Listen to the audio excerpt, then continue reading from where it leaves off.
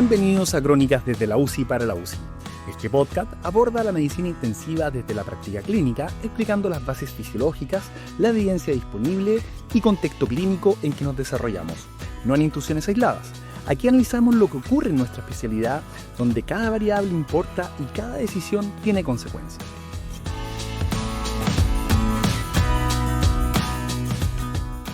Antes de partir, quiero agradecer a todos los que siguen este proyecto en Spotify y en YouTube. Mi compromiso es traerles cada semana temas que realmente nos sirvan para avanzar desde lo básico hasta lo más complejo. Hoy no vamos a revisar protocolos ni a discutir dosis de vasopresores. Hoy vamos a la base, la fisiología y la física. Y para esto tengo el lujo de basarme en 3 publicaciones recientes de grandes colegas intensivistas. El primero de ellos es la revisión titulada Evaluación de la presión de perfusión tisular en pacientes con shock séptico, publicado en el año 2025 en el Critical Care Medicine. Este trabajo es liderado por el doctor Carlos Sánchez, amigo con quien compartí parte del pregrado, y que hoy se desempeña en el King Facial Specialist Hospital en Arabia Saudita. Segundo, el artículo del doctor Felipe Rola, llamado Punto de Vista, un modelo conceptual holístico de 4 interfaces para personalizar la reanimación del shock, publicado en el Journal of Personalized Medicine, año 2025, y aquí me detengo con orgullo, porque nuestros compatriotas, los doctores Elena Hernández y Eduardo Catán, son coautores de este trabajo. Esta publicación será el eje medular de este capítulo. Y tercero, la revisión llamada Reanimación de la macro versus la microcirculación en el shock séptico, publicado en el Current Opinion in Pediatrics, año 2024, por el doctor Rafael González. El escenario es uno que todos hemos vivido. Tienes un paciente con shock séptico, le pones fluidos, inicias vasopresores y el número en el monitor empieza a mejorar. La presión arterial media llega a 65, luego 70, y en ese momento empezamos a respirar más aliviados. Pero el paciente simplemente no mejora. Sigue oligúrico, el lactato se mantiene estacionariamente elevado y las rodillas siguen frías y moteadas. 2 días después, a pesar de haber mantenido una PAM perfecta, el paciente está en diálisis por falla renal. Entonces, ¿qué pasó? Eso es lo que vamos a desarmar hoy. Es el concepto de incoherencia hemodinámica. Y esta incoherencia hemodinámica es esa desconexión entre la macrocirculación y la microcirculación. Lo macro es lo que vemos en el monitor, frecuencia cardíaca, presión arterial, gasto cardíaco, pero lo micro es lo que realmente importa. El flujo de sangre en los capilares que nutre cada célula de cada órgano. Nuestra reanimación estándar se ha basado en una suposición peligrosa, la coherencia. Suponemos que si arreglamos los grandes números, la perfusión en los tejidos pequeños mejorará en paralelo. Pero el shock, y especialmente el shock séptico, es un estado donde esa conexión se rompe. Podemos llegar a un punto descrito como shock microcirculatorio, donde hemos restaurado lo macro, pero la microcirculación sigue profundamente alterada. Y hoy vamos a desarmar las razones de por qué se rompe esa coherencia y, lo más importante, aprenderemos a mirar más allá del número en el monitor. El primer problema es nuestra obsesión con la PAM. Generalmente apuntamos a 65 milímetros de mercurio, un umbral que sale de guías y estudios poblacionales, y lo usamos porque es más estable que la presión sistólica y se considera un mejor sustituto de la presión que llega a los órganos. Pero la PAM es solo la presión de entrada. Es ciega la fuerza que se le opone. No nos dice contra qué estamos empujando. Y aquí volvemos a la física. Para que exista un flujo real, no basta con tener presión. Necesitamos una diferencia de presiones, suficiente para vencer una resistencia. Si ignoramos la resistencia, la presión por sí sola no nos garantiza nada. Aquí entra el primer concepto fundamental, la presión crítica de cierre. Piénsenlo así. Las arteriolas no son tubos rígidos, son como una manguera de jardín pero blanda, que tiene una pared muscular activa, una fuerza que siempre la está apretando hacia adentro. La presión crítica de cierre es simplemente la fuerza mínima que necesita la sangre para vencer esa tensión y abrir el vaso. Si la presión de entrada no es suficiente para ganar esa batalla, la manguera se colapsa, se cierra y el resultado, flujo cero. Esto nos cambia el paradigma. La fuerza real que mueve la sangre no es la PAM del monitor. La PAM es solo la presión total que tienes disponible. Lo que realmente alimenta la célula es la presión de perfusión tisular. Piénsenlo como la presión efectiva o el saldo a favor en nuestra tarjeta de crédito. La fórmula es PAM menos presión crítica de cierre. Es decir, es la presión que te sobra para generar flujo después de haber pagado el peaje obligatorio para mantener el vaso abierto. ¿Y por qué es vital entender esto? Porque aquí está la gran trampa de la reanimación. Podemos subir la PAM a punta de vasopresores, pero si apretamos demasiado el vaso, también subimos este costo del peaje, que es la presión de cierre. El monitor te muestra una PAM normal y te felicita, pero la presión efectiva, entiéndase, la presión de perfusión tisular cayó a niveles críticos y el tejido se está muriendo de hambre. Volvamos al paciente del inicio. Este tiene una PAM de 70 milímetros de mercurio. Todos tranquilos, ¿no? Pero está con dosis alta de vasopresores y su tono simpático es altísimo.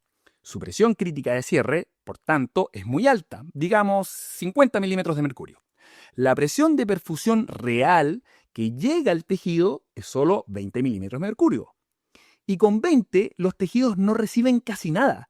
De hecho, algunos estudios sugieren que necesitamos sobre 34 milímetros de mercurio para que la microcirculación funcione y el lactato aclare. Por lo tanto, tenemos que dejar de perseguir un número absoluto y empezar a pensar en gradientes. Pero ojo, esto es un circuito. Ya entendimos la presión de entrada, que es la presión de perfusión. Pero, ¿qué pasa a la salida? Aquí entra el segundo concepto clave, la presión media de llenado sistémico. Suena abstracto, pero simple. Imaginen por un segundo que tienen el corazón. El flujo se para y las presiones en todo el cuerpo se igualan. Ese valor exacto de equilibrio es la presión de llenado sistémico. En definitiva, es la relación entre el contenido y el continente de los vasos a flujo cero. En la práctica, con el paciente vivo y el corazón latiendo, la presión media de llenado sistémico es la energía potencial almacenada en las venas. Piénsalo así. Las venas no son bolsas muertas, tienen volumen y tienen pared elástica. Esa combinación genera una presión interna, un empuje constante desde la periferia. El corazón lo único que hace es bajar la presión de la aurícula derecha, entiéndase, abrir la puerta. Pero quien realmente empuja la sangre de vuelta desde los tejidos hacia el tórax es la presión de llenado sistémico. Es el empuje hidráulico que garantiza que la bomba tenga que bombear. En un paciente sano existe un mecanismo de protección que es la cascada vascular. Imaginen literalmente una cascada. Tienen la presión de entrada, que es la presión crítica de cierre, que está muy arriba, cerca de 45 milímetros de mercurio, y la presión de salida, que sería la presión de llenado sistémico, que está muy abajo, en menos de 10. Esa diferencia de altura es clave. Véanlo literalmente como una cascada. El agua se lanza por el borde y al caer se desconecta del río de abajo. En fisiología, esto genera una independencia protectora. Gracias a este salto, el capilar queda a salvo de lo que pasa en las venas. La presión venosa no puede trepar por la cascada para frenarlo. Así el tejido trabaja tranquilo y decide cuánto flujo necesita sin que la presión de salida lo estorbe. Pero, ¿qué pasa en el shock séptico? La vasoplegia aquí es brutal. La presión de entrada se desploma y baja tanto que casi se iguala con la de salida. La cascada desaparece. Entiéndase, el río se aplana. En ese momento, el cuerpo pierde su capacidad de autorregulación. El flujo se vuelve pasivo, o como decimos, un flujo tonto. Ya no va a donde se necesita, que serían estas células hambrientas, sino que simplemente sigue la corriente por donde es más fácil pasar. Resultados, vemos la Ariel roja, bicaliente, claramente sobreperfundida, hiperperfundida, mientras el riñón comienza a afectarse por la falta de flujo efectivo. Esa es la trampa física de la incoherencia. Ahora, en lo práctico, ¿cómo objetivamos esto en el turno? La literatura describe maniobras específicas, como ocluir la línea arterial o usar el manguito de presión para estimar presiones de llenado, que si bien son métodos fisiológicamente válidos, pero quien pueda implementarlo, genial por él. Pero siendo realista, tenemos un indicador inmediato, que es la presión arterial diastólica. Este número nos habla directo del tono vascular. Una diastólica bajo 40 milímetros de mercurio nos está gritando que hay una vasoplegia severa. ¿Y por qué esto es tan grave? Es porque el corazón solo empuja sangre activamente durante un momento breve, que es la sístole. El resto del tiempo, mientras el corazón se vuelve a llenar, la sangre tiene que seguir avanzando sola, como en un vuelo, o la presión que quedó guardada en las arterias. Si esa presión de reserva es muy baja y no supera la resistencia del vaso, el flujo se detiene. Es decir, sin una buena diástole, el tejido pasa la mayor parte del tiempo con la llave cerrada. Pero ojo con la trampa. Esa trampa es la taquicardia. Recuerden que la presión baja a medida que la sangre se escurre hacia los tejidos. Si el corazón va muy rápido, se acorta el tiempo de vaciado. Entonces, el siguiente latido llega antes que la presión alcance a caer a su nivel real. Y por eso, en el monitor, vamos a ver una diastólica normal, pero es una ilusión. Es una ilusión por la velocidad. Debajo de esa taquicardia hay vasoplegia. Y para no caer en el engaño, usen el índice de shock diastólico, que es una división simple, es frecuencia cardíaca dividida por la presión diastólica. El doctor Ospina demostró que si el resultado es mayor de 2.2, la mortalidad se dispara. Hagan el cálculo mental. 120 latidos con 50 de diastólica da 2.4. Aunque la PAM se vea normal, ese índice les está avisando que el paciente está grave y que la taquicardia solo está disimulando el colapso. Esa es la física base. Pero para ordenar el pensamiento en la crisis, la publicación del Dr. Rolla nos ofrece un modelo brillante, el mapa de las 4 interfaces circulatorias. Bajo este modelo, el shock es la desconexión en alguna de estas 4 interfaces circulatorias. Vamos una por una. Primero, la interfase 1, que es el corazón izquierdo y las arterias. Esto es el acoplamiento entre la bomba y la tubería. Aquí está la gran trampa de la sepsis. Como las arterias están dilatadas, entiéndase la tubería está blanda, al corazón le cuesta muy poco bombear. Parece un campeón. Pero ojo, cuando pones noradrenalina y por ende aprietas la tubería, puedes desenmascarar una falla cardíaca que estaba oculta. La presión sube, sí, pero el corazón no se la puede y el gasto cae. Entonces, ¿cómo lo vigilamos? Con el eco. Miren la fracción de eyección, pero sobre todo miren el VTI, que es el flujo real que sale de la bomba. Segundo, la interfase 2, que es de la arteria al capilar. Esta es la frontera entre lo macro y lo micro. Aquí manda la presión crítica de cierre. El problema es la vasoconstricción excesiva. El monitor te muestra una presión perfecta, pero la manguera está tan apretada que la sangre no entra al tejido. Y esto, como se pone en evidencia, con la clínica, que es el tiempo de llenado capilar. Como se demostró en el estudio Andromeda Shock, si el dedo tarda en llenarse, esa interfaz está cerrada. Diga lo que te diga el monitor. Tercero, la interfaz 3, que va del capilar a la vena. Esta es la que hemos olvidado por décadas, es el desagüe. El villano aquí es la congestión. Si le pasamos litros de fluidos al paciente, vamos a subir la PVC. Y si la PVC pasa de 12 milímetros de mercurio, creamos un taco a la salida. La sangre no puede salir del riñón ni del hígado, se estanca. El doctor Rolla lo define perfecto. La PVC deja de ser precarga y se vuelve poscarga tisular. ¿Cómo lo vigilamos? Con el score Vexus, en el eco. Y quiero ser claro, aquí un alcance con el Vexus. El Vexus sirve para decirnos cuándo parar con los fluidos, aunque el paciente parezca respondedor.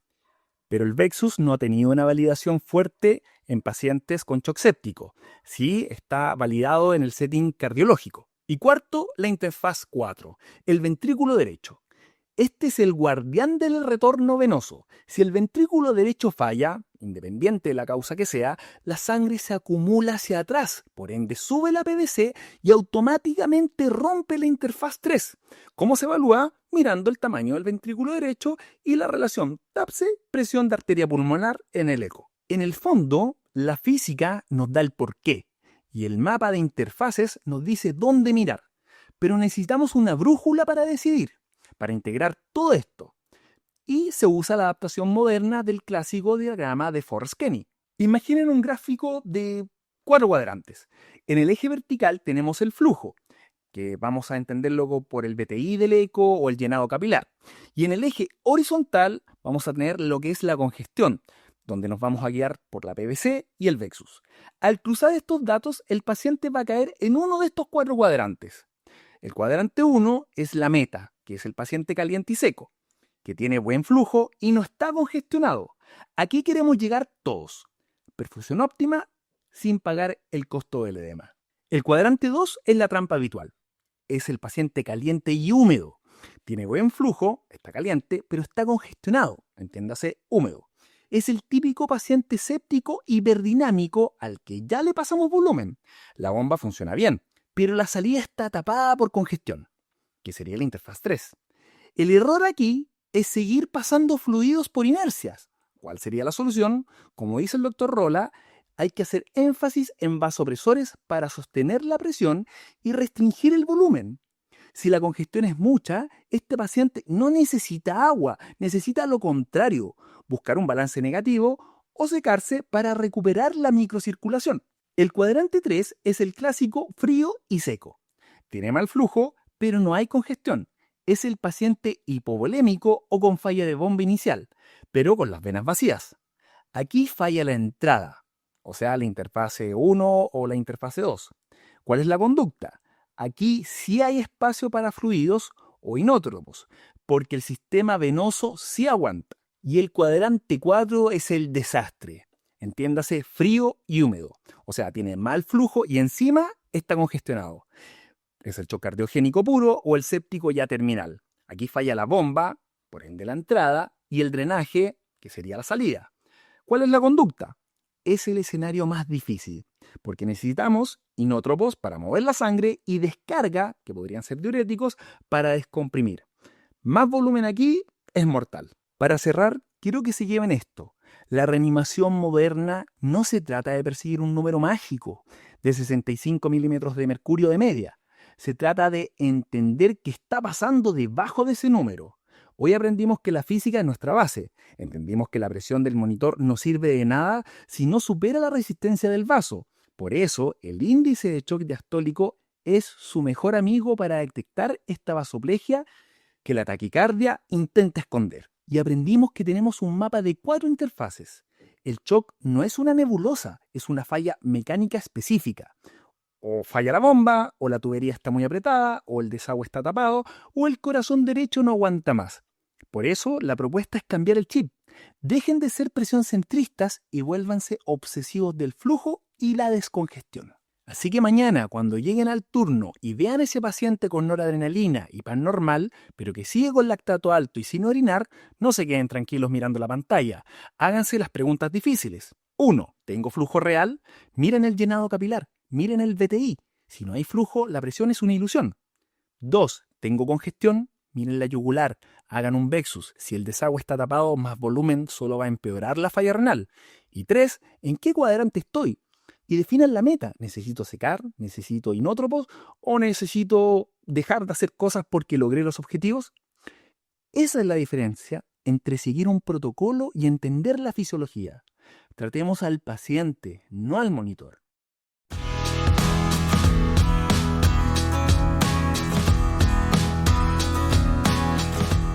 Nos escuchamos en el próximo episodio. Mientras tanto, que cada pase de visita sea un pequeño laboratorio, menos rito, más razón, menos culto el número, más ciencia básica, bien fresca en la mente.